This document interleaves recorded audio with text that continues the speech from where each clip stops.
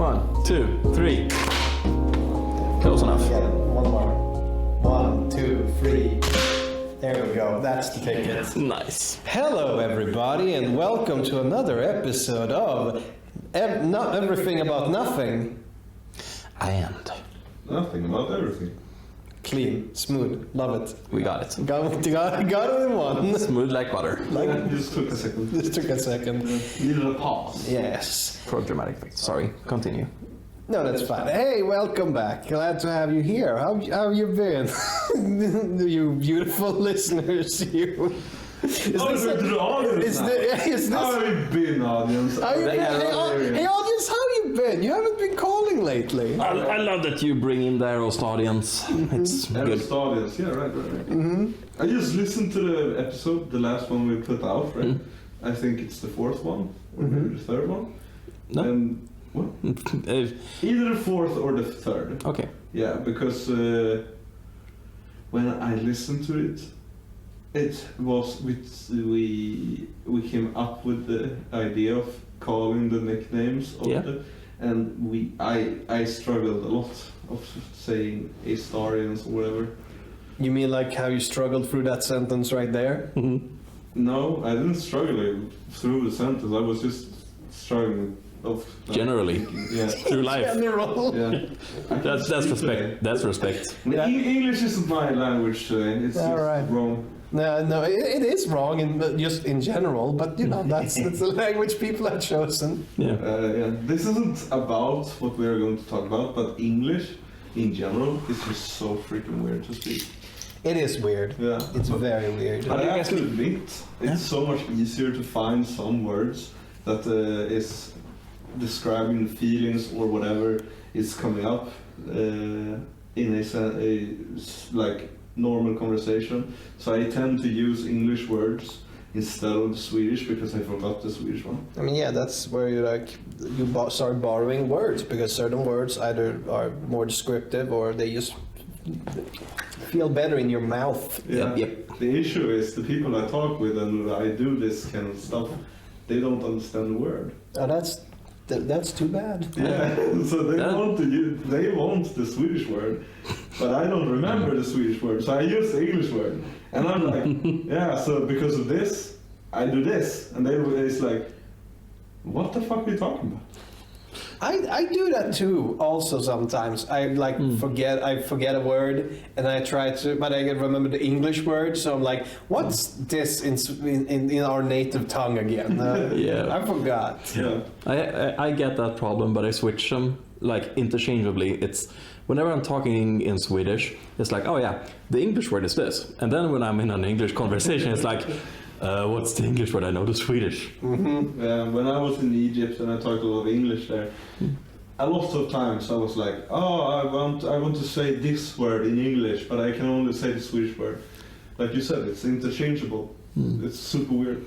But I think most people find it charming if you were to forget a word and then say your native word. Fair, if it wasn't in a like super inconvenient place, like, oh, I'm at a hotel and I need to pay the bill and I can only speak in Swedish and I don't even know if I'm gonna run away and don't pay them and stuff like that. That was a very specific situation you just pulled out of your ass. What happened when you were? That's just like that's fantasy. All right, yeah. right. I don't remember the English word for it. I do not remember the English word for it. Okay. It's hypothetical. That's what it is. There you go. There it is. Speaking of hypotheticals, what's today's episode? Well, we'll get that. First thing I want to check in. How are you doing, boys? Yeah, awesome, great, cool. I'm answering first, okay? Okay, cool. I'm always the first to answer. Hey. What the fuck? Don't mention that. USB is not recognized. What the fuck did I say? A USB connection. recognized by your computer. USB is not recognized by the computers. That is the interchangeable part. Yes, Swedish, very good. Yes, Swedish very good. Oh my god, the PC is not recognizing. Oh boy, that one's gonna cut deep. Yeah, by the way, hey. Hello. Hey. Hey guys, how are you doing today? Oh yeah. It's been busy lately. Yeah, I've noticed. Yeah, no, but it's been a lot lately. Recently, but like in the last few months, I've started joining like different. Cults? Not cults. Why are you smiling today? But not I won't say communities. That's not right either. Like different groups that takes care of my like. Why are you laughing? Well, my idea of cults seems more plausible now. With every word you say, it seems more plausible. Hey Oscar, what kind of people have you been hanging out with lately? Hyresrättsförening. I can't help you with that, but dude, I'm sorry. Oh, you don't know the translation for hyresrättsförening? I mean, no. The people. Well, actually, it's an HOA. Okay, cool. I've joined the HOAs and groups like that, and started to do things for my community and try to take control of my life. And then I joined a theater, and which happens every other weekend. Which means every other weekend I have to do things that I want to do, and now there's just a tons of meetings and recitals and rehearsals, and now I have to do cleaning and meetings and stuff, and it's just a lot. May I ask you a rather important question about this? You don't own an apartment or somewhere you stay, right? You don't own a place. I don't own my own place, no. But you're a part of the community, what did you say? HOA. The HOA? Yeah, no, homeowners. Oh yeah, homeowners association. Yeah, okay, got it. Yeah, because I do live in an apartment. Yeah. I just don't own it myself, but I do, like I can still represent. Of course, you're written on the. Yeah, I'm written as a resident. Yeah. So I do join in and like I help out with the budgets and whatever. Hey, another question. Uh-huh. I didn't even get to ask my question, but sure. Yeah. Go It sounds like you've been doing a lot lately. Like there's just a bunch of stuff you're up to. How do you feel about it? I mean, it's good. It's weird because you try to. Because basically, what I'm doing is I'm trying to like actually act like an adult and take control of my life and do something for my society, and it feels like the reward is more work, and I wasn't prepared that I would be doing so much so suddenly. That is usually how you are an adult. Yeah. That makes a lot of sense. But now I'm gonna sound very pretentious when I say this, but as of being an adult, I can say it doesn't make sense. It just is what it is, right? Whenever you start doing it, it just becomes more and more. You get a reason to do something, and it becomes a part of living more than a reward, as you were to describe it. The reward is more work, right? So it becomes a part of living, and it becomes a chore, and then it becomes a like habit, and then it becomes just life, and that's being an adult. It stops being difficult because you know how to do it, but it becomes boring because you do it all the time, and so it doesn't make sense to answer whatever. That sounded so fucking degenerate. You are wording good today, huh? I'm being mean. I feel I'm being mean and evil. I'm having my evil arc. All right. Yeah, but take it with a grain of salt. I'm not trying to be. I'm just very talkative today. I think what he's trying to say is sorry that he put it that way. I mean, it's okay. I have my view on it. Yeah. I don't know. It's similar. Yeah. But it's just been a lot because when I'm actually free, I have a lot of group of friends who wants to do things, which you guys are part of that group. So and but there's also like the people that I work not work with, that the homeowner association and the theater and all that has to meet up and just practice and all that. Yeah, it's just a lot, but That's...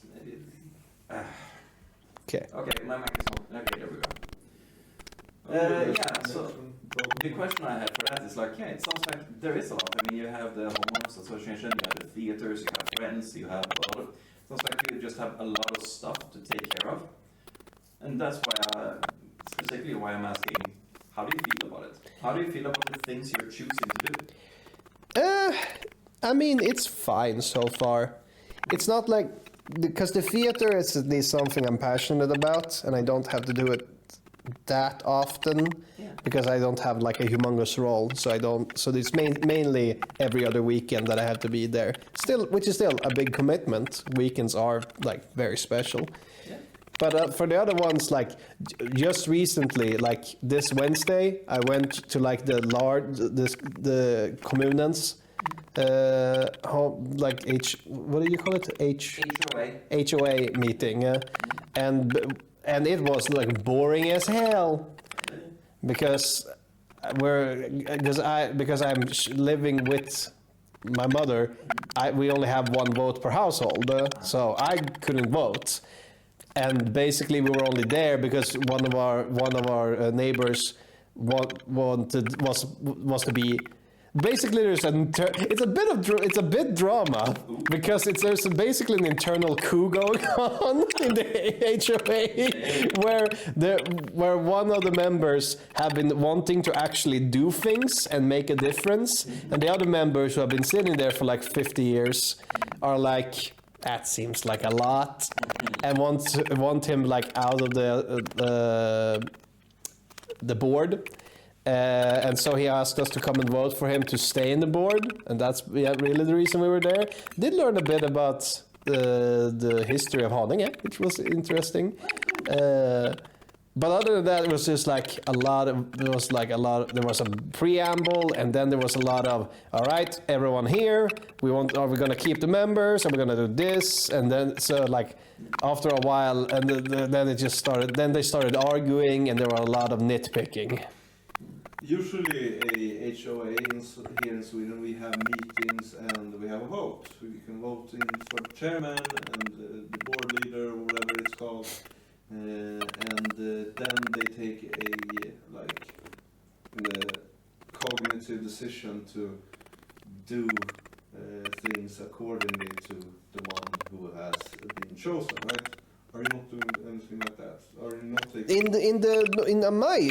my personal HOA, yes. Yeah. I am part of like the board. I'm handling the cash, the budgets. Yeah, I meant just, are you not going to have a board vote of who is the one controlling or being the so-called leader? The chairman, yeah. Yeah, we already had that. Oh, and they still voted for the old guy? No. Our like. Because this was like this one Wednesday was hela kommunens, like this the kommunala. The whole Haninge. Yeah. Holy fucking shit! What? Why? Okay. Cool. Yeah, I mean it is It's like surprisingly few people who like take interest enough to actually go to the meetings. Give that. Yeah. But like this was basically it's like it's just a meeting to establish things. It's not a meeting where they go, hey, here's all the like wars we're gonna fight against the people taking our money. The Lenna people, war against the Lenna. Yeah. But it was more like an establishing, like who is going to be in the like community, in the commune board, who's going to be in the. Okay, that's fair. Yeah, that's fair. And it was a lot of that. Good sandwiches. And sandwiches, nice. Yeah. What kind of sandwiches? Turkey? No, cheese and tomato. Yuck. No, fuck. Fuck you. fuck you. Fuck you.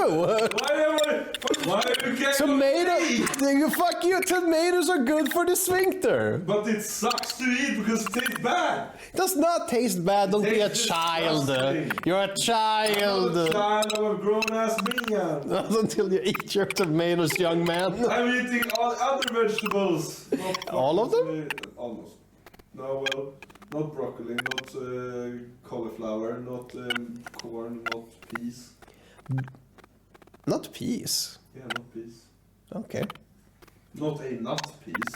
I mean Yeah. not peas as the as the vegetable. Yeah. Yeah, we got it. Yeah. Nut peas. Nut Alright. I mean, broccoli is a very special vegetable. And it's Not, a lot of people are against broccoli, understandably. Yeah, but the issue is everybody fucking loves them. Do they? Yes! It's a fucking 5% chance that a person won't like a fucking broccoli apparently. That's not everyone. that is, but 5% doesn't like it. Oh. Like, yeah, exactly. So, and that was a made-up percentage.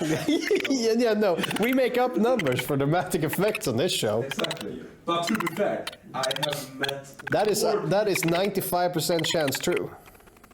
in our statement, yes. I've met almost no one that doesn't like broccoli.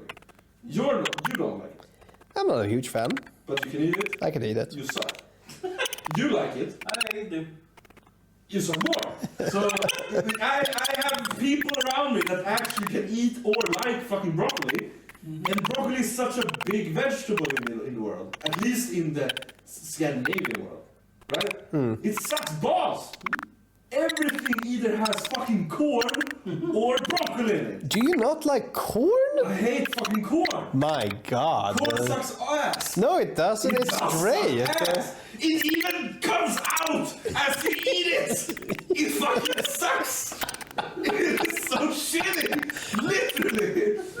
You can eat it again. And it will still come out the same way. Oh, gross. Corn sucks. And I have to say, with that in mind, I am so fucking jealous about people liking corn. Because the thought and the smell and the idea of a corn on a cob with melted butter on a grill, that sounds and feels so fucking delicious. It is delicious, It dude. sucks! It doesn't taste good! It doesn't fucking even the smell. I said the smell would be good. It only sounds like it should be good, but it fucking sucks. Yeah, no, the smell is actually not good. I can give it. That's true. So fucking shitty. It's a shitty vegetable. You should put it back into the ground where it came from. You shouldn't eat it. It doesn't because come- Not the same fucking way that you eat it. It sucks. It doesn't come from the ground. The fucking flower that grows up from the fucking ground. Yeah, there comes from you the go. fucking ground. And then you make it like a fucking the fucking the Christmas tree. What's that called? The Christmas tree. Pine cone. They grow like pine cones from a fucking flower. That's disturbing. Okay. All right. Cool, dude. Go. Next question. The corn is great. It makes popcorn. No, it doesn't. It comes from kernels. That is not corn. It's different. Where do kernels come from? Colonel General is fucking military thing. I don't fucking care. Okay, cool. Yeah. It's militarized corn. They have gone through the army basic training. I mean, it does explode, so you know. It goes pop pop. It goes pop pop. Just as the army does. Yeah. Oh, Don't speak. pop pop, bitch. Oh shit, that's a gangster song. Yeah, Oh, it's gangster corn. Corn sucks. So yeah, my life has been hectic. Also, I've been sick Oh yeah, you were sick for the whole week. Like, for the whole weekend. Yeah. That fucking sucks. Yeah, no, it sucked. Got headaches, got aches. I got headaches. I got eggs. Yeah, I got headaches. I got regular aches. Yeah, you Because sound like a 30 plus year old. I'm almost there. Yeah. Well, I got headaches because of pressure in my nostril, Yeah. and then I got regular aches because I was lying in bed without like moving much. Have you tried moving much? Yes. While having a fever? No. Why? Because I hear it's bad for me. Yeah. To be fair, if you have a fever and you work out, like work your body and move a lot of shit, potentially you can die. Yeah. Yeah, that's a åkomma. Disease. Well, no. It might be translated directly to disease, but that's not the word I'm looking for. Either way, if you have a fever and you work a lot with your body and make it yourself like heat up even more, you can be damaged in the head. You can become damaged. Yeah. I mean, a cold is a disease that is, Virus. it's a virus that can kill you because that's what viruses do. If you have a compromised immune system, or if you, while have it, do things that damages your body even further and make your body waste resources like water, Yes. because you already sweat and snot and all the other things I speak for yourself. you use water for. I do not snot. What the fuck?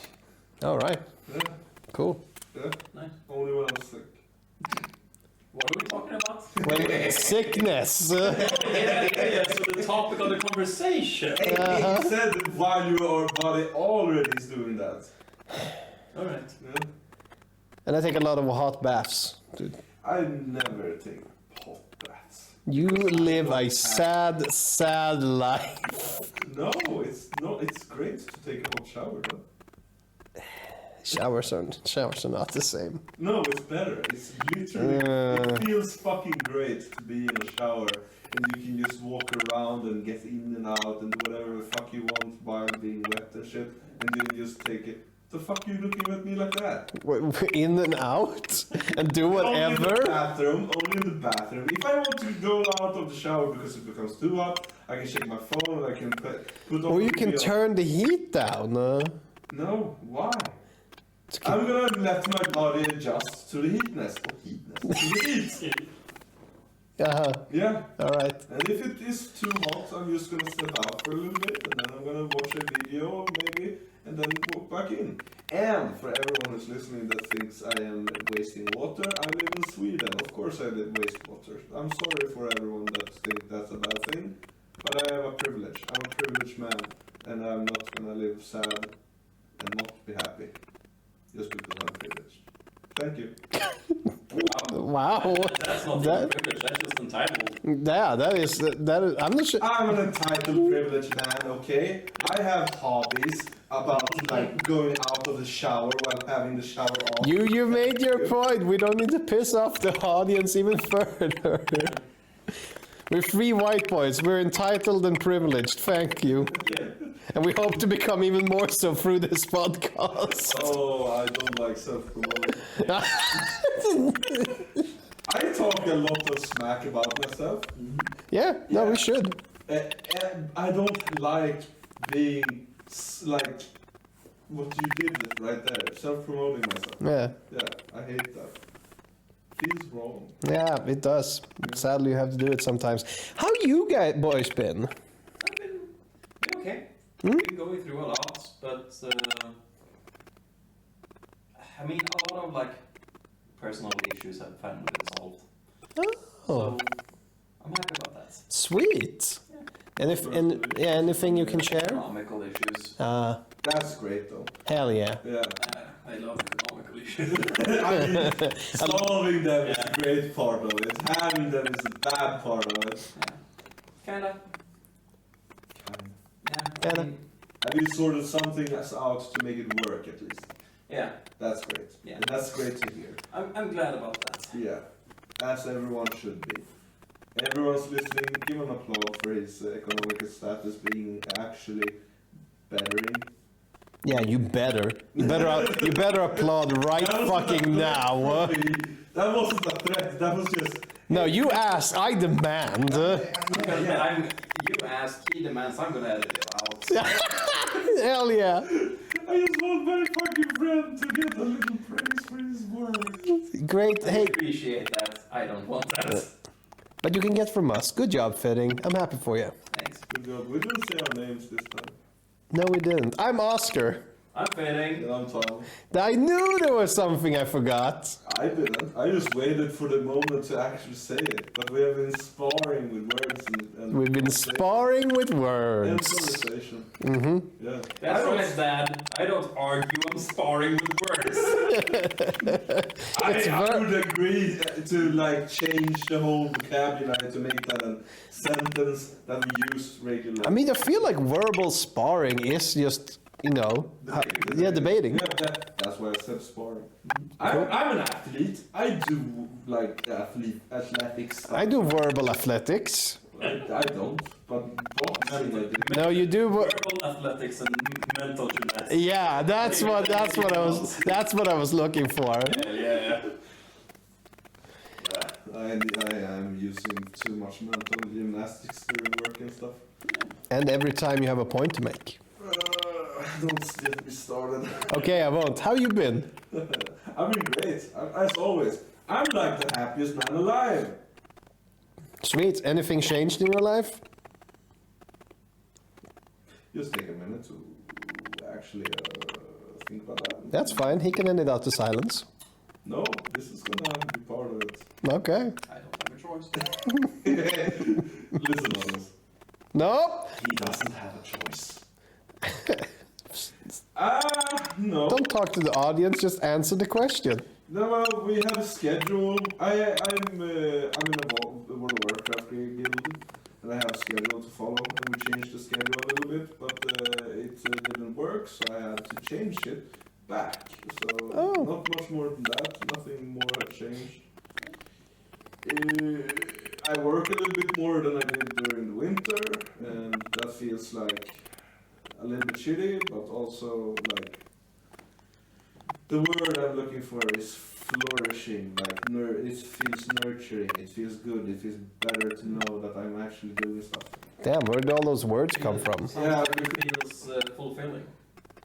Nah, I don't want to work. I have to work to get money and stuff. But I like my environment, so I feel good about it. But I rather work little for big money than work much for the same amount of money. Yeah, no, that's nature. Yeah, exactly. But doing more right now doesn't feel bad, in a sense. That's nice. That's good. It's just a little bit more tiring than usual. Aw. It's just more, Yeah. yeah, Sorry to hear that, man. yeah. But as I said, I'm probably the happiest person alive in the whole world. I am, like, confident enough to say that. That's the weird thing, right? Yeah. I don't have any issues. That's cool. Could you start taking some of ours? Just pile them on. Yeah. The thing is, I would probably try to fix them. So if I'm gonna take over your lives as well and try to fix your part about it, don't say I'm doing something wrong. Well, I don't want you to fix my part of my life. Just all the parts around my life. Yeah, don't put your problems around your life on me then, because I'm gonna poke around in your life. Can you poke around in the lives of people who surround me? Do I know them? No? I guess not. All right. You have to introduce them to me. Ah, man. Then I have to figure out who they are. I have to find the people who are ruining my life. Hey, not it. Oh, man. All right, that's enough preamble, boys. Hey, was that the preamble? Yeah. It's been, that was like 30 minutes of preamble or something. Yeah, pretty much. All right, sweet. Are we gonna start the episode now? Yeah, now we can start the episode. Yeah, Oscar, what's the episode about? It's your turn. Well, if we looked at, yeah, it's my turn, and if we looked at the scheduling, the subject was Lego and other business ideas other business ideas. I forgot if I had a follow-up, but I think we added that on. No. Have you guys prepared for this episode? No. I've thought about it, but it's like I think you mentioned Lego games, and thinking about it, like okay, yeah, Lego is a thing. Lego games is a thing, and business ideas is like that's also a thing. None of these things I have anything I know nothing about. Well, Tommy, did you? Yeah, I was like, didn't we talk about your episode being like Lego and business success brands? Yeah. Successful brands. Yeah, basically the subject was Lego games and other like games and such that nailed it on try one. But that's like a long title, so I just said Lego and other business ideas. But you guys are in luck because I am vetoing that. I am mutinying against myself because I'm scrapping that idea for today's episode. Because It's like a one-man revolution against the one man. Yeah. The man is bringing down the man. Okay, let's go. May I ask where the news is? What? No. Oh, you're we're not not doing that part? No, you're not allowed to ask that. Oh shit. No, we use guillotines. Ah. The true style revolution. Off with his feet. Off with his feet. Off with his feet. The fuck's wrong with you guys? The fuck have I done? I just joined in. He's the guy who's obsessed with feet. What? I want that on his, I want that on his I don't internet. want to lick them, I don't want to suck them, I don't want to see them. Could you edit out all the knots? I don't king shame. Fair point. All right, but we are changing the subject because sometimes I suspect I have a little bit of ADHD because sometimes I get these things that I'm very, very suddenly interested in, and I need to dig myself deep into. Right, go on. And today, that's why I need. And today we're gonna talk on one of those subjects, as this is a bit of a show. What are you I have to doing? edit that out. What and I is- can't when you keep doing it. What is that? Why are you doing the pops? I don't know, I think it's because he loves corn. Oh yes, he loves corn and feet. Hey, change the C to P. Okay. The CP? You love CP? Oh, not Child Protective? Uh-huh. There has to be an S afterwards. Yeah, Child Protective Services. Yeah, exactly. Good work. Good work. Hey, Oscar, what's your newest hyperfixation? The hyper, as I'm not diagnosed with ADHD, I'm not going to claim that title, but the focus that I've dedicated time to is Beyblade. Holy shit. Do you guys remember Beyblade? Do you mean the Beyblade? I mean the Beyblade. You remember Beyblade? You guys grew up with Beyblade? Oh, it's my turn. Do you want to join in? I recently watched a video where a guy had a spinning like in Swedish it's called damn. Well, it's damn in Swedish, it's damn in English. In Swedish it's called kapmaskin, and it's basically you have a spinning disc that cuts things. Like a saw? Like it's not a saw. It's made of stone. It's a little tiny flat stone disc. You put in a machine and it spins really fast and you cut shit with it, right? Mm-hmm. There was a guy that had that machine without the plate, and he put a big Beyblade looking thing and he spun it around and then it just fell off and spun like a top. He did it to two different similar objects, and he did it to pin them up towards each other, and they smashed, and it became sparky. He put some flaming fuel. All right, yeah, I know what you mean. I've seen it. Yeah, and what's it called? The fuel you have in your lighter? Gasoline? Gasoline, maybe. Is it gasoline? Maybe. Lighter fluid. Lighter fluid. Yeah, lighter fluid usually.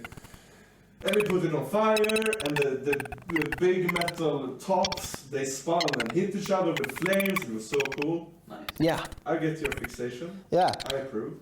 good. All right, so what is now that's where we are currently with Beyblade. What is your memory of Beyblade? Oh, they can control it with their minds. All right, cool. My memory is there are monsters / gods that come out of them and fight. Hell yeah. So, like, because we grew up with the Beyblade generation. Like, I remember back in, like, early 2000s growing up, Beyblade running on, like, Channel 4. Yeah.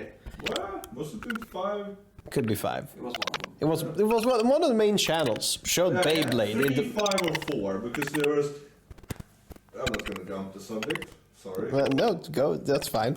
Okay. That's what we do on the show. Digimon on 3. Uh-huh. Yeah, you had Batman on 5, Sailor Moon on 5, you had Pokemon on 4, Yeah. and I believe Beyblade was on either 5 or 3, because it was like, there was only one channel that had greater amounts of shows, and I believe that was 5. All right. Yes. All right, that makes sense. Yeah, so I woke up. I remember waking up in the mornings and watching Beyblade. The early mornings with the rise of the sun and to watch the local Beyblade, which I'm not sure if you boys remember. The Beyblades got batshit insane. Yeah, because they had like in Yu-Gi-Oh terms, they had the dark area, and they actually kill people in the Beyblade universe. Sort of. Like I noticed that when I was younger. It wasn't as subtle as Yu-Gi-Oh, because I didn't know Yu-Gi-Oh was so fucking batshit crazy as it is. But that's the thing, though. Like Yu-Gi-Oh and shows like that were batshit crazy and oh yeah, this is magic and weirdness and stuff. Beyblade just was batshit insane. I mean, as someone who just does not remember, I remember like snippets of like the first 5 episodes, and then I fell off for some reason. What the fuck happened? What happens in Beyblade? All right, excellent. This is what I've been waiting for. This is why I've been fixating so on this, Right. because this is why I said this is a show and tell episode, because I'm just taking my hyperfixation. I'm using the word now and sharing with you. So Beyblade, the first 5 episodes are the most sane. Because here's the weird part that we're gonna keep coming back to when it comes to about Beyblade. Unlike most other shows, because this is a show that's all about selling toys, like based on an actual physical toy, they keep going back to like sort of like pseudoscience, or like kind of, they always have like a scientific grounding in this weird spinning top game with like spirit animals and weird shit, which is gonna back to. So Beyblade starts just like they have these spinning tops and they have these battles and there's like tournaments and whatever. And then the moment they start introducing the spirit thingies, it gets fucking weird, because it starts. Do you guys remember the first episode of Beyblade? I remember it slightly. It was when he met the main character. He fights his friend or whatever he was with a Beyblade battle, and he lost. Right? And he was trying to come up with a new way to become better at it. In the end, he found out, you can actually make the dragger, the one that makes your Beyblade spin over. Oh yeah. Hey, Beyblade community, don't come at us. We are not part of you. We are so sorry. We don't know the words for things. This is just please have patience with us. Yeah. I am going to talk. I appreciate you. Yeah, he lives at his grandpa's house. Right? Yeah, he lives with his grandpa who has a dojo. Yeah, and he has this armor that is like a stand. In usual Asian series movies, they have a armor set stand, which is like a family heirloom or whatever. And then they have this little Beyblade iconography with apparently a soul in it, with a dragoon in it, and he just like has a flash of sudden ascendance that he can see it because it comes out and attacks him, and you're like, I'm gonna take that shit, and he just takes it and puts it into his Beyblade. Sort of, yeah. So the first episode of Beyblade makes it seem like it's a show that is just like, oh yeah, this is what being a kid with Beyblade is like. He's got a Beyblade. He has like his area has like his Beyblade players. They have a local champion who is like the friend that he trains against, and he is with his lives with his grandpa who has a dojo with a sword with a dragon in it. Yeah, it's a sword in a stone or whatever the fuck. But like, and then one day there comes a bully or like this bad guy, the first villain who just is like, I'm the Bay duelist and the Bay collector, and basically he just goes out, find local champions, defeats them, and breaks their Bay and takes it. And he just carries this big bag of broken Beyblades, so it's like fucking trophies. And he defeats the champion, and they're like, no one can defeat me. And then it's like, and then we meet the beginning of the first villain. Yeah. Which is and then we meet like the crew because it's the main character and also his nerd friend that doesn't use a Beyblade but has a computer that like analyzes. Which is also weird. Yeah. Because they are called totems, right? Yeah, it's different. They're called totems I think they're called totems in the Swedish translation. In English they say it's bit beasts. Oh, bit. Okay, because in Swedish it's called totem. Yeah. Yeah, and apparently in English there is bit beasts. That may be from the later seasons. I don't know. Yeah, but he has a fucking bit beast in his computer. Yeah, he has. And they didn't even know they existed. No. Like how? What? I don't know. Because it's weird. Because it's the dragoon is like part of it's like a dragon spirit inside a sword that it then goes into the bay. But plenty of other bayers have like spirits in their base. Yeah, exactly. Just regularly. Like, I don't know. Maybe that's why dragoon is more powerful because it shows to be in a sword of an actual weapon. But hey, what do I know? Anyway, not what we're talking about. He and basically the reason, and the nerd analyzes the evil guy's Beyblade and is like, the reason he keeps winning is because his Beyblade is twice as heavy. It's mostly metal. It's twice as heavy. We can't defeat that.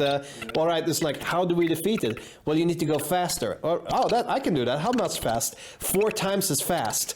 I don't know if you guys have ever tried to do something and then tried to do it 4 times as much. 4 times is a big jump when you already think you're on top. Especially when it comes to speed. Yeah. Especially when it comes to speed. Yeah. Can you imagine if you have someone has like a race car, and then someone goes, "Oh, we need to drive it 4 times as fast." Yeah. That's crazy. It actually reminds me of quick side tangent. That reminds me of another game, another anime. Yeah. I can't find it because this is what I'm supposed to search for. It's 5-second game. It's a 5-second game. Yeah, but that's apparently not what it's called. I remember when I was a kid and I thought like, oh fuck, it's so cool with Beyblades and stuff. Yeah. And do you have that regular bully that actually takes your Bay if you're losing?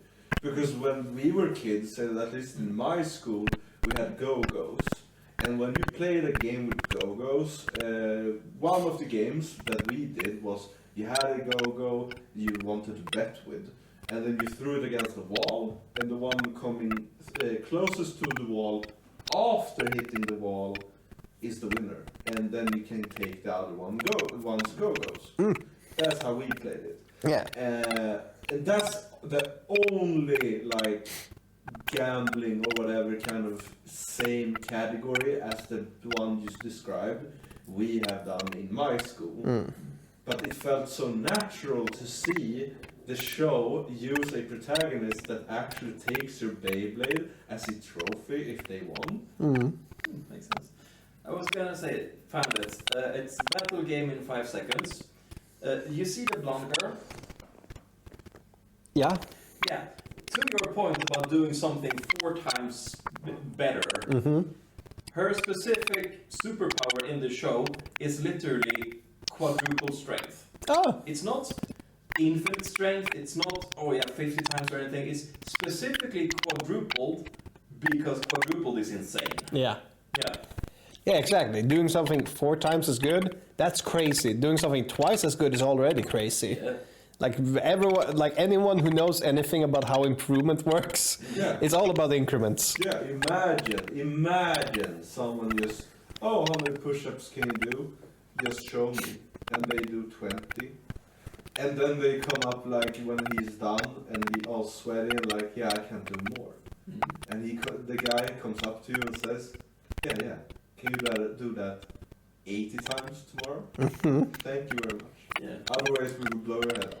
And that's basically the well, except for that last part, but that's basically what happens in the show. It's like the bully's like, yeah, I give you like 48 hours or whatever, and it's like, how are we gonna get 4 times as fast in like 48 hours? And it's like, all right, well, and then he start doing like actual stuff to try and do that, like you would do in real life. Like the rip cord that he uses to spin it, long stat. He like tries to train up his arm to like do it faster, and that's when he starts the Dragoon is like goes to him, probably because he's like got the warrior spirit or whatever. But like, and then when the time comes, he's like, I reveal a secret technique that lets me do it 4 times as fast, which is I spin my whole body, and I like. And here's the thing, this is how it works. Like in the game of Beyblade, there is a specific way of letting it rip, as they call it, where you pull the ripcord and pull the spinner at the same time to make it go really, really fast. Yeah. There were special like handles for that specific thing. Yeah. That looked like gun handles. I had one. Because I was a rich kid when I was a child. So I had one. And it was really fun because I didn't use it the proper way. Because whenever I did this thing that you are describing, I just flung it. Yeah, because that. Sucks balls. Yeah, no, because that's what we're gonna. Because that's a thing. Because those handles not actually good for that kind of pull. No fucking shit. Yeah.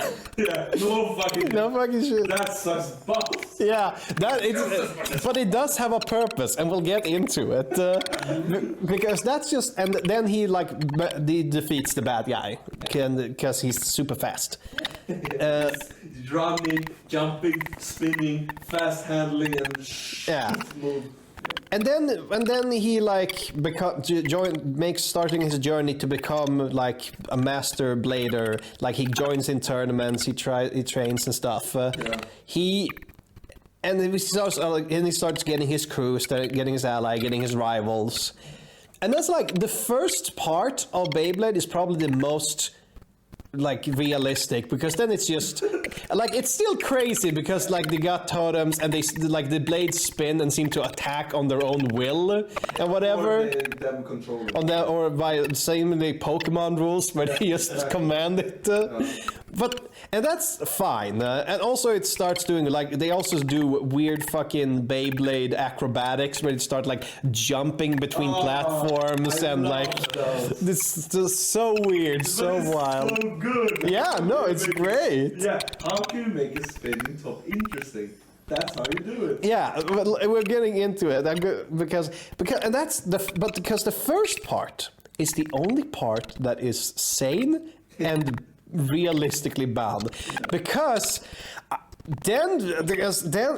so fast the story is just beeline sets into the weirdest territories.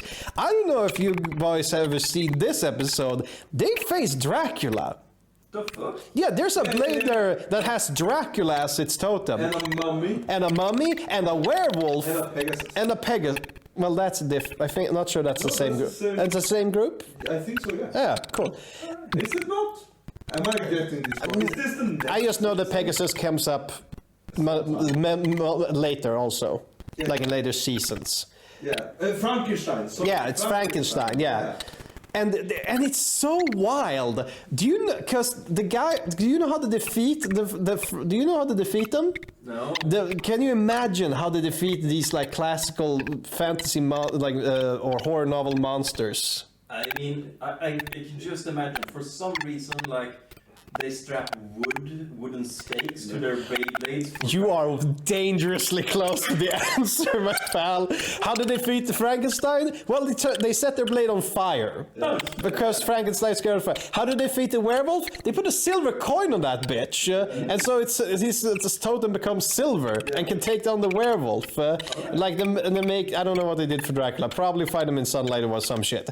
Point being, the weirdest fucking thing that they could do, they do. Do you know what the final villain of the first season of Beyblade is? The first season. The first season. Isn't that the kid? I mean, they're all kids. No, I meant the kid that was like clone. No. That's the second. That's the second season. Oh. First season is just they go to a world tournament and they faced Russia, of course. Oh, is it the baseball guy, the basketball guy and shit? No, that's American earlier. But yes, there's a baseball guy who has a blade that bounces. Yeah, and I had that Beyblade as a child. Oh yeah, because it's so fucking round. Yeah, it's round and tall, and you put the tip in, locked it, and then you spin it, and then once it's like hit the ground, the tip would release and extend and would start bouncing. It was so cool. I fucking love practical toys. Love little mechanics. Beyblade is a great toy from a show. Yeah, because it uses like it's actual design. That's the weird part. We're getting into it. Now the final villain of the first season is. I remember. Yeah. It's the Dark Kai guy. He has the same totem. Yeah, probably. Yeah, because it was drawn so it was black. Yeah, probably. Point being, they face the Russian team, and he steals the Bit Beasts, which is a reoccurring theme for villains in Beyblade. They steal the spirits, and basically can combine them to make, I'm not shitting you, the sun. There's just a giant fireball where in the final episode that is just like what his Beyblade is. It's just like. A giant fireball is like unstoppable power, and but of course they managed to defeat him and win. Yeah, of course. Second season, then we get into this part. Yeah. They face like this evil organization that uses like technology to steal and copy their totems and make robo versions. They make cyborg totems. And it goes in this entire plot line where at the end they face an android who needs to collect the totems and become a real little boy. Exactly. Okay. And to the point where during the match they make him remember that he's not a real boy, and now his robo heart is risking the short circuiting unless he wins this goddamn match. He's getting fucking sad during his match and like all this chaotic event. Like, it's sad. I remember I was watching the show and I was like, I feel sad for that. Yeah, robot. I remember. I also felt sad. Yeah, so weird. Because he didn't remember that he was fake. Exactly, because he was his son. He was literally, oh, you're my dad, and the dad was like very nonchalant about it. But he remembered being his son. He remembered being real. Yeah, I think maybe his father had a son who died, and he took the memories. Yes. Yeah. So like, I think that was my first like a plot twist that I experienced as a child. Was that? Man. It might I know for sure it wasn't my first plot twist, but it might have been the first I recognized. Yeah. Plot twist. And the third villain of the and that's which is the final villain of like the original group of Beyblade. It's Lucifer. Like I don't mean like the devil from the evil devil, dark devil. I mean he's an actual angel, and who's called Brooklyn, and in the final episode with black angel wings, and during their final showdown, he literally rips this town apart with this Beyblade battle. There you see attack helicopters being blown away with the power of Beyblade. I wish my baby could do that. Yeah, and then they like get into his head and they remind him of like you can be better or whatever, and he gets white wings and he's like, all right, let's just finish this the good way, and then they do it. Imagine in the Bible it just said, and Lucifer, he went up from the hells and just said, let's Beyblade, and he lost. He became one of God's angels. Yeah, that would be cool. And here, that's just preamble because that's the first like story arc. It's like or the first group, Yes. or like The group that actually matters, I would say. That's the thing though, because that era of anime had them being a lot of like magical bullshittery. It was like the Frankenstein. It was the totems. It was like sort of magic, and then also every so often you would have base with gimmicks like, oh, it's heavy, it's metal, it bounces, it's tall, it's short. The helicopter guy from the basketball. The helicopter guy from the basketball, yeah. But it was often very easily resolved with like, totem power or whatever. And then like I personally have seen maybe not the one directly after, but Metal Fusion, which is like the later generation. I remember coming home from high school and being like, oh, I haven't seen Beyblade. That was fucking long. What's Beyblade like nowadays? And then I like watched it. So I was like,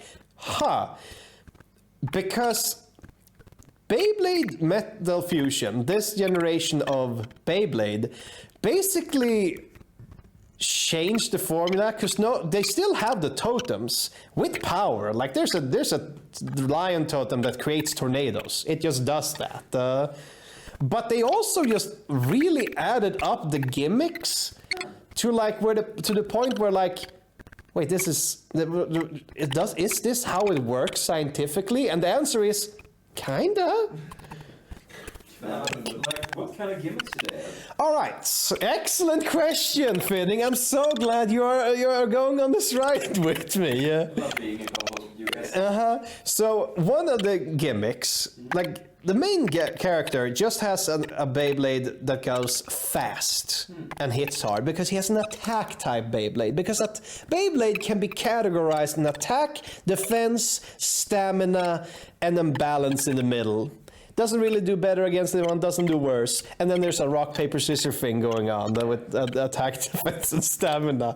And this is the actual rules of Beyblade. This is not anime only. This is actual how they work. And he's just like, oh yeah, he goes fast, and then he has a special move where he goes even faster and hits the opponent play real hard, and from the top. And that makes sense, right? Yeah, he just goes fast and hits hard. Sure. There is a character in this. Can you guess what the main bad guy of this season is? In general, if we talk fantasy figures or whatever. Yeah, sure. I'm going off of what you said the previous season or the previous group was. I'm gonna say Raw. I would say he's a public figure, like, well, in a religious sense, like Buddha or whatever. Way off. Because no, it's not like anyone special. The main villain is called El Drago, which translates to the dragon. And it's a meteor that fell from space that absorbs all life, and it's a dragon spirit inside. And one that like the main rival from the main character's childhood, like joined up with an evil super company and stole and became its host. And when I say it absorbs life force, what do you think that translates to gimmicky? He just takes souls. He sucks the water out of things. No, it spins to the other direction. It spins the opposite way. Wait, that was already a gimmick. Yes! Yes! Thank you! Yeah. You stand on top of the guy, spin it the other way, and takes its fucking rotation. Yeah, it's called a spin stealer. Again, an actual thing that they have in real life Beyblade. Yeah, okay. Okay. Yeah, no. Yeah. He lost, right? Who? The main bad guy.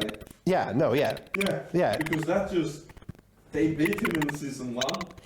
I mean, yeah, he's the final villain of season 1. And then later seasons he's come back as a good guy. I meant in the fucking first group, yeah. Oh yeah, going back to season 1, one of the first characters we meet is this blonde kid. I think it's Kenny or whatever.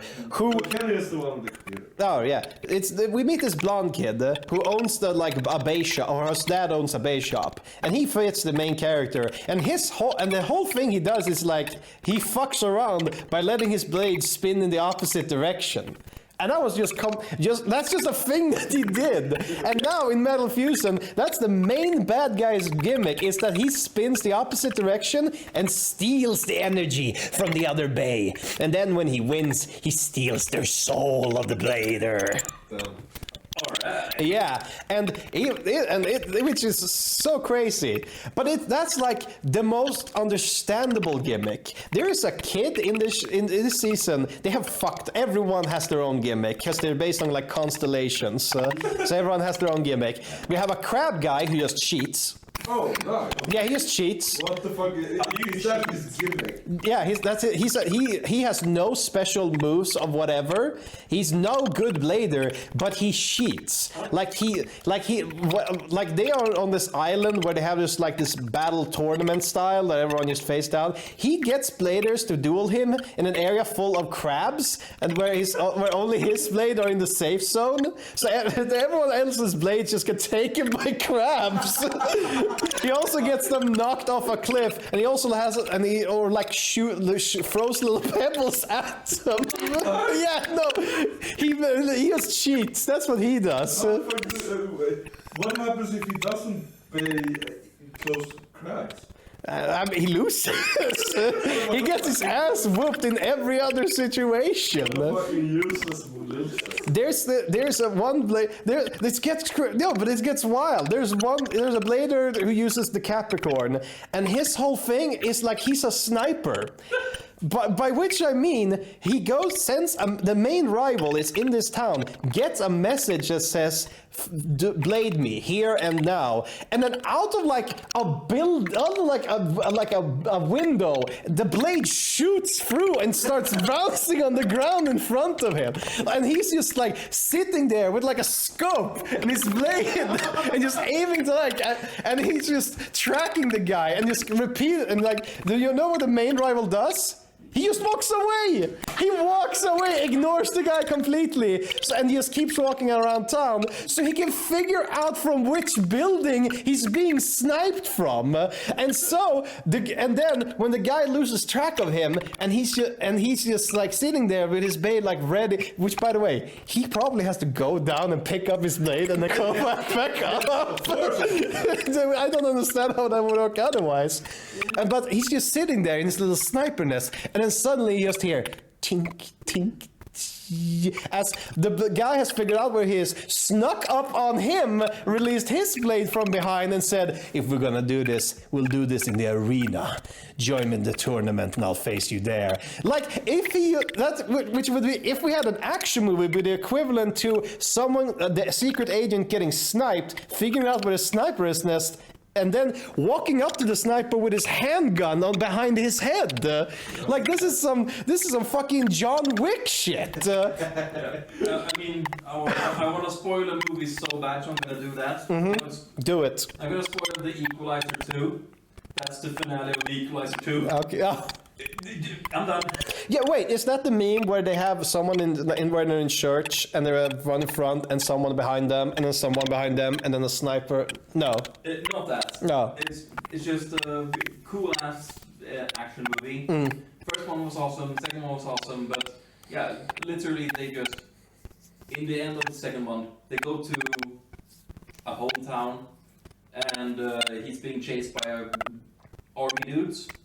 And he has main character syndrome, so he picks off everyone who's chasing him, but the leader of the rebel gang, or the anti-him dude, is up on a tower, sniping him. And he avoids him, and he kills one guy, he kills another guy, he kills another guy, and then we just follow him walking around town, and then he's behind him. Yeah. Okay, I'm done. Yeah, and so the sniper joins him in the tournament and faces him one-on-one. Here's the thing: his whole gimmick is not only that he sits there sniping people with his Beyblade. His Beyblade has a half tip, which means that it bounces uncontrollably all around the place. And that's his whole thing, is like, the main rival has a defensive blade that just like takes it, and his is just like, I'm gonna bounce all over, attack him inside, and then he like rips the stage up, and so it can get even more unproducible bouncing, until the main rival is just like, well, I can summon tornadoes, so fuck you. And defeats him. My top personal favorite. Yes. There is a little wonder child of Beyblading in the season that has a Beyblade that has two gimmicks. The first is that it has a super sharp tip, so it just has extreme stamina. It can spin for fucking ever.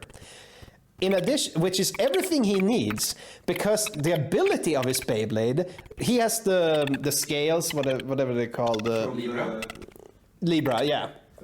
He has Libra, which is the scales, which is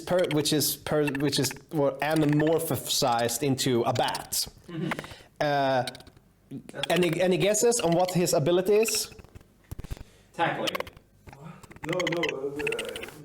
Bat. Taking it from he's gonna, the one that is more purest, the one that has more stamina that spins longer is the winner. Well, almost. He has sound waves. He has extremely high. Wait. How the fuck is that close to what I said? Well, it measures the pure, only that he's the purest always.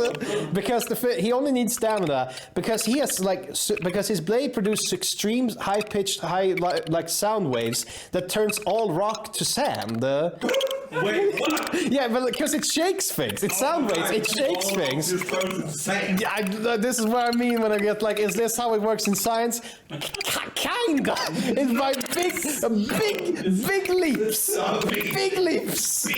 But like, if you shake a rock enough, it's gonna turn into sand.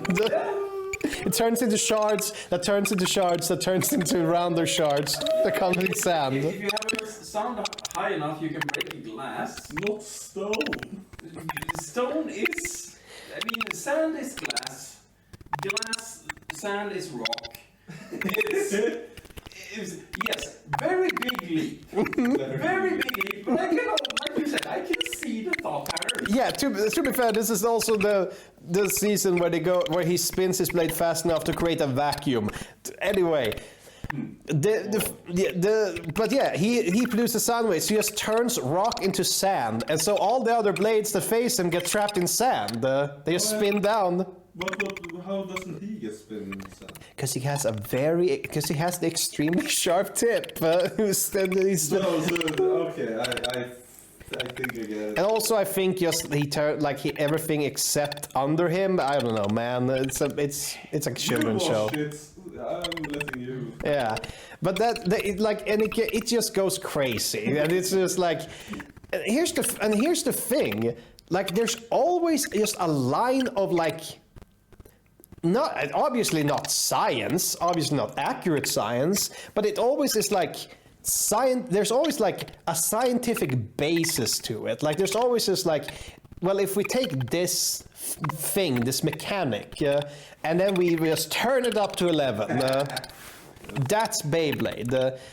Because going from this to the actual toy spinning top game that people... By the way, Beyblade has a huge following. Just like the game has like an entire community that has been going for a long time. Yeah. And I am so fascinated by this. The whole reason that I snowed back into Beyblade was that I found a video where someone went through how they defeated the winning meta of Beyblade. Now that we've discussed the anime that we're familiar with, I'm gonna go into the actual like spinning top game, which this is the part that fascinates me. Because a Beyblade is just a spinning top. The rules are if you're the last one standing, you win. If you knock them out of the arena, you win.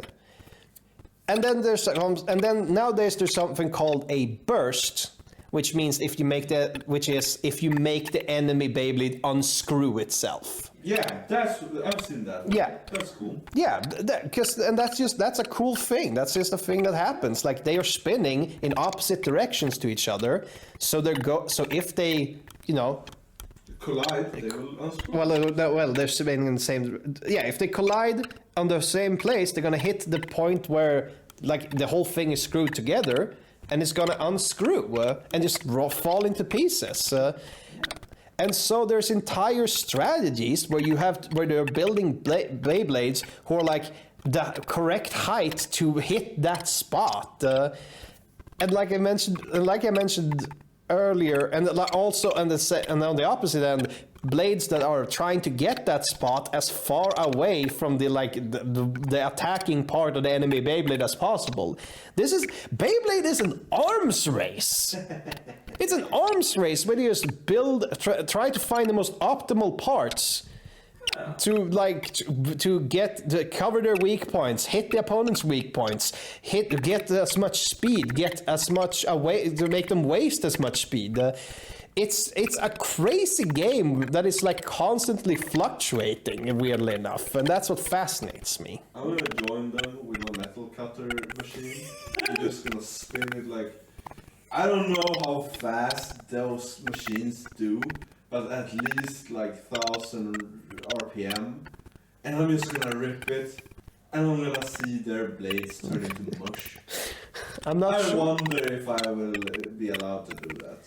I wonder what would happen first if you would destroy their blades, or your metal cutter would go through the arena. The plastic one. Yeah. No. We have to have an arena that is made of metal. Oh, I see. Yeah, that's the point. Yeah. I would go for the crab dude's method and just cheat by just using an angle grinder. It's like, that's the thing. That's the one I meant. all right. Yeah. The angle grinder. Yeah. The metal cutter. You put the blade on the spinning part, and you just it just spins like. I think it's more than 1,000 RPM. Oh, easily 1,000. Yeah. So take that, Beybladers. I'm coming for your crown. Challenge me. I'm the champion now. I proclaim myself the champion. Challenge me, you nerds. Oh, I have another way of cheating. Uh-huh. And that is doing. There was a comic, just an online comic about Pokemon, and it's like, hey, I'm gonna use my newest Pokemon. I call it Gun. And it's like, okay, you rip up your Beyblade, and I'm gonna shoot it. Hell yeah. Until you see the bullet bounce off, and you go, "Oh shit! I'm in the anime now." It doesn't bounce off. I shoot it. It stops in mid-air, and then a fucking dragon who's like keeping it in its teeth just growls at me. Yeah. In the sense of battle rules, how many shots do you get before he wins if you don't make the blade go boom? Oh yeah. You say fuck you to the judge and say, okay, we're going by my rules because I have this much ammo, which means if I have 400 pieces of ammo, I have 400 objections. Well, because if anyone tells me, no, you can't do that, I have a bullet for that guy. But the issue here is you have to have the rule right. So if you come with 400 rounds of ammo, why not just shoot once and then wait for it to stop spinning? Also, why couldn't I just do what the crab guy did and just have crabs pick it up? This is my blade, and this is my crab. No, this is my pets. My emotional support. This is my emotional support crustacean. Yeah. So which fascinates me, and because if we go back to what I said about the start of Beyblade, the first episode animes are just like based on real life physics. Yeah, Like, toys, yeah, this top is heavy, and therefore it will win. And the only way to win without being as heavy is to go fast. And that goes into what Beyblade is today, because I mentioned before is that there's attack, defense, and stamina, and that's because there's different blades made for different purposes. In the early days when we were kids, when the first with the dragoon and stuff, there was a what would you say, an image that showed what your Beyblade is good for. For like dragoon, it was a lot of defense. The Drancer, which is the blonde kids, the green one, it was a lot of defense. No, Drancer was the Kai's blade. Sorry, Drancer is the blue one. The green one, at least, the turtle thing, it was a lot of defense. Drancer was a lot of stamina. All our blades did also have that. Yeah. Yeah. Well, yeah, no, not that just like they have today have that, but it's like that is just that's how the game works. Yeah. Like the blades, because here's the thing, because it makes sense. Attack blades are blades that spin around real fast and want to hit the other blade. And because they're spinning around and hitting it hard, they're going to get it unbalanced more than itself and win. Defense are those that are the blades that hold themselves, who are like, no, I want to say, no, not necessarily heavier, but like they handle being hit. They have much better like center of gravity and can handle being hit, and they go around. And then they have stamina who can't handle being hit, but they spin for a real long time. And the reason that you have these differences are because there are parts that are made for specific, and it's based in physics. Let me ask you this: how would you guys define friction? Okay. Wait, what? Friction. Just the word or whatever it should be described. The concept of friction. When a material rubs against another material. Yeah. And it's not just like it's when it's come in contact and they like. No, it rubs. Yeah, it's like it comes in contact and it like they affect each other. Yes. And the thing they use this in Beyblade because the tips of the Beyblade, the thing they spin on, are made of different materials to achieve different types of friction, which achieves the different types of Beyblade. An attack Beyblade, for example, the whole goal is to like go real fast and spin around the arena to hit the Beyblades. So they have a flatter tip made usually out of rubber, so that they grab as much of the arena that they're spinning on to pull itself forward. So to go around, while a stamina has the opposite. It has a sharp tip made out of a low friction material, so that it can spin on the arena without reducing its energy. You know, more than necessary. To minimize friction.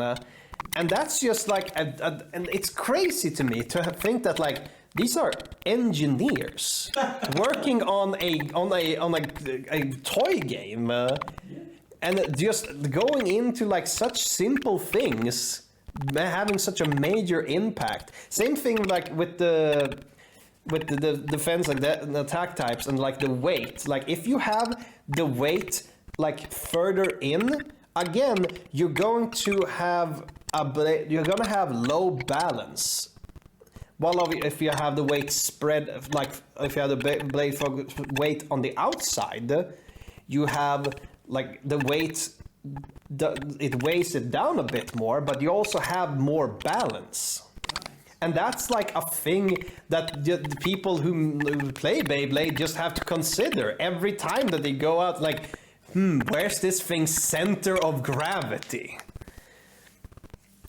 Yeah, I remember having a Beyblade that was top heavy and it didn't spin good at all. But it was really like when it went Because in our young days, every tip was plastic. Yeah.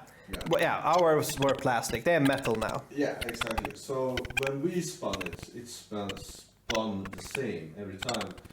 But my top heavy one was really good at just tackling shit.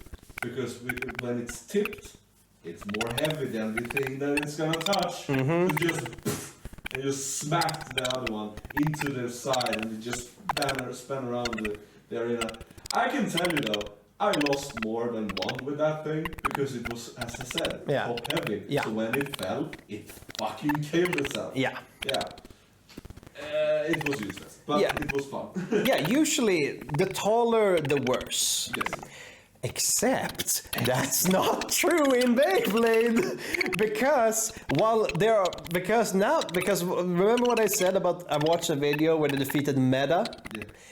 One of the meta competitors of Beyblade for a long time was basically this super tall Beyblade that just had a rounded tip so that it could balance and regain its balance very easily, and then it was just super tall so that enemy Beyblade just hit the plastic part that is tall which got it a bit unbalanced, but it easily got itself back, and they just wasted but the other Beyblade just wasted its stamina hitting them because they hit the plastic part and not the metal part, which is again a thing that affects if you win or lose a Beyblade. Is which material is your Beyblade gonna hit? Is it the hard material that actually stops it, or is it the soft material that makes you waste energy? It's crazy, this one basically apparently ruled for some time because no one could hit it because it just hit the plastic part, and so everyone just had versions of it that defeated each other until someone figured out a way to make their Beyblade just tall enough to not hit it underneath, and they did this through changing the fucking plastic ring on the top of the Beyblade, not the metal, not the spinning top, not any important part, the outside thing that you just have for looks. He found one that is slightly taller, and it could just start hitting it underneath until which would make it lose a crazy amount of stamina and get knocked out. And this is why I say Beyblade is fucking warfare. It's just an arms race. There was one in the first seasons of Beyblade, of the anime. There was this guy that had this tall, rounded Beyblade that was made of brick. Mm-hmm. And it was the exact same thing. They went underneath and took him from the inside under. Mm. So it's the show had something correct there. That's the thing! As batshit crazy as the storyline of the show went, every so often they had a gimmick that was based on actual science, on how the toys actually work. And it blows my mind because in so many games right now you just make up rules and you have numbers and math and it's just bonuses, and here it's just no, you have to know physics if you want to be good at Beyblade. I can probably assure you that this is just hearsay, but I can probably assure you that the creators of Beyblade probably know the physics of the thing they created. Yeah, 100%. So it's funny how their interpretation become a real thing. Mm-hmm. That's fun. Oh yeah. Yeah, that's fun. And that's it. Then there's so many moving parts of this. Remember how they in the first episode how he trained to rip it to make it go fast. That's a real thing in the actual Beyblade, is that you have different types of ways to rip your core, make the ripcord go.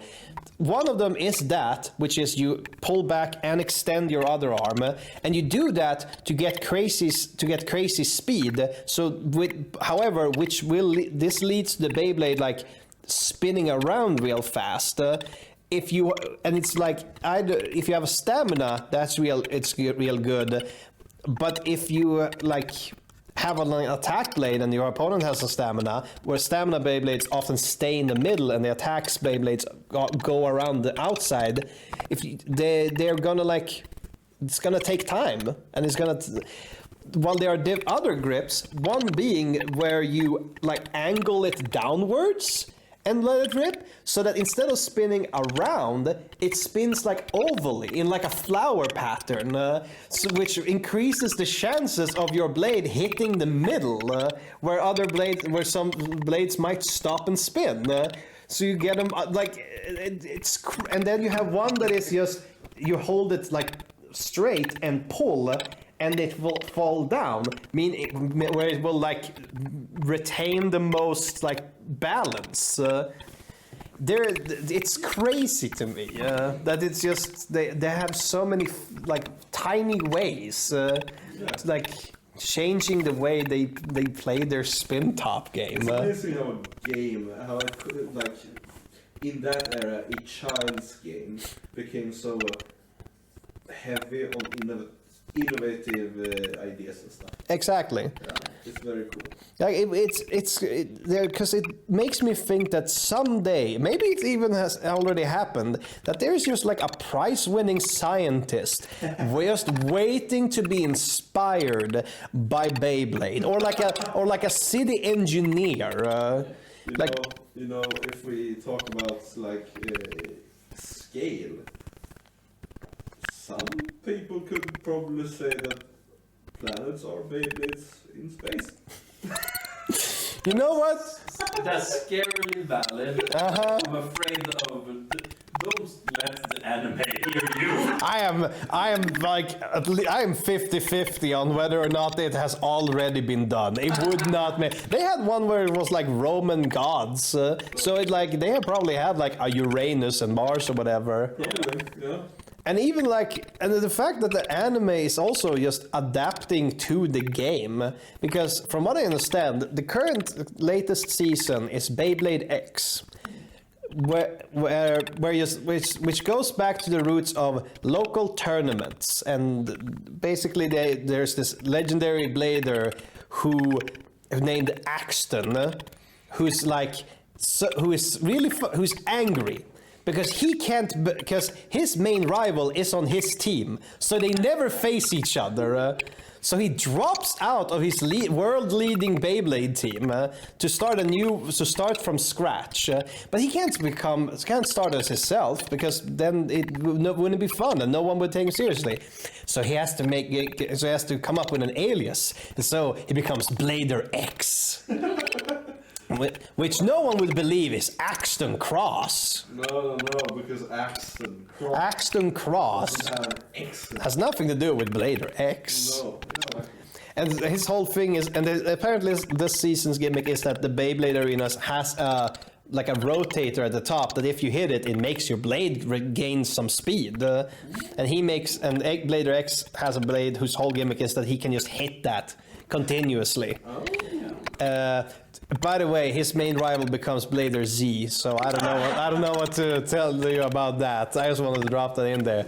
But basically, like what they do in this latest show, what they actually do in current Beyblade, which is you don't have a blade that you stick to for all of life. Yeah, you have a set. Like you have if you go to a Beyblade tournament, you have to have like multiple blades that you can like be ready to like you pick one depending on what you think your opponent's gonna pick. Yeah. They have totems or bit piece. Yeah, well, it's Index. I probably. Oh, I haven't seen it. I just heard about it. But it would surprise me wildly if they didn't. Yeah, because it was such a big thing in Beyblade. Yeah, but it comes in much more. It probably comes in much more often. That there's like they're not unique. They are just, it's the more of the Blader's energy infused into it. But like and they do that in the show. Like there is one of the the main girl of the team. Her whole gimmick is that she's a jack of all trades, which I mean she literally has an outfit and experience in every single job you can imagine. She's a detective, she's a magician, she's a cook, she does whatever. And she also a blader and has like a whole briefcase full of them. One for every situation. And that's just a cool game. Yeah, and that's just what people do. Like people come in with this briefcase of blades that they like. This is my team. I have these 6. I would like to register them for the tournament. Fucking nerds. Nerds. But I respect your hustle. The hustle. I totally agree because, like, I was just looking forward to having this conversation. But I did not expect myself to be as involved in this discussion about Beyblade. It's like, I'm literally, genuinely just intrigued and want to know more stuff. Right? Yeah, it's strange and it feels right. Yeah.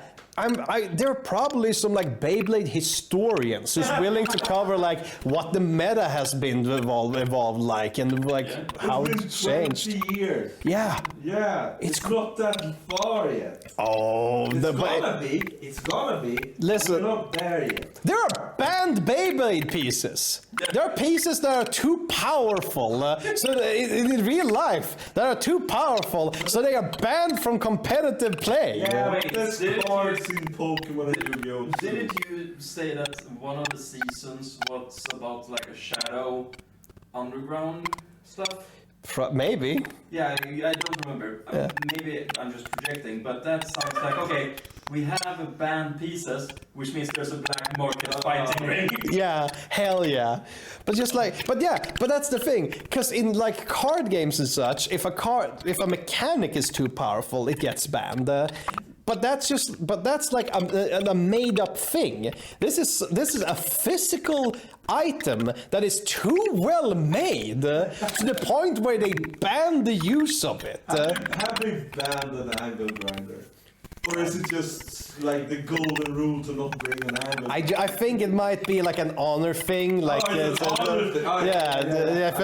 Maybe Can that. I become the It's the honorless Beyblader that actually uses a fucking angle grinder? Like it's You're up against Lucifer. And yeah, they're gonna you can bring an angle grinder, but if you lose, they take your soul.